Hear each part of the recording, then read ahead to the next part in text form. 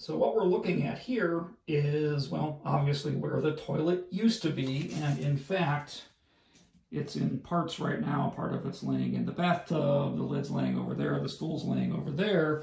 But when we pulled it, what we find out is that when the builder set this toilet all those many years ago, they did a terrible job actually putting the wax ring in there to seal the toilet to the closet flange. So it's no wonder, given even a little bit of time, that wax ring actually started to leak a little bit. And in fact, if you look closely at it, it was pretty clearly leaking here on the right, where there's almost none of that wax left.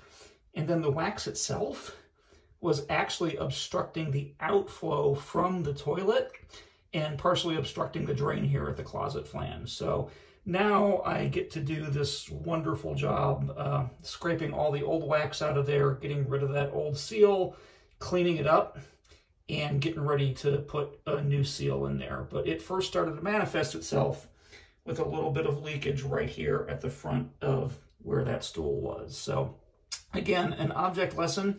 Builders move quick. They can be pretty sloppy. And in this case, the plumbing contractor didn't take any time whatsoever to set that wax ring correctly. And eventually this toilet started to leak. No other signs or symptoms besides that water coming out from the base of the stool. So now we get to clean this up, put the new wax seal in, and put it all back together. So here's the closet flange all cleaned up, all the extra wax scraped off of it, the bolts cleaned up as much as possible, the floor cleaned up as much as possible. That staining has been there for almost 20 years at this point in time, so I don't think it's going away. But that is what actually, it's in pretty good shape. Closet flange looks like, all ready for a new wax seal. And if you ever wondered kind of exactly how it is a toilet works, well, this is the bowl sitting on its side. So that's what's called the U-bend, or the trap on that toilet. And you can see kind of down here, water sits in that all the time and provides the seal and keeps sewer gases from getting out of the toilet. And then when we flush, everything goes up and through that U-band and then right back down that closet flange in the water closet there. If you're a Harry Potter fan, that U-bend is actually where Moaning Myrtle lives, but that's a little bit of very obscure dork trivia.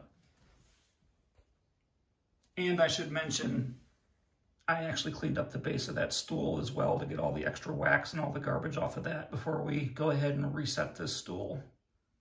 So I am going to try something new instead of a traditional wax ring. When I put all of this back together, I am going to replace it with this kind of handy-dandy, fully man-made synthetic ring. I think it's a Danco Perfect Seal, and you can see the bottom of it still has our traditional wax ring in it where it's going to seal to that closet flange, but then this top is going to go right around that spout, for lack of a better term, from our toilet, and seal everything up without all of the traditional wax mess that you only get one shot at when you put that toilet back together.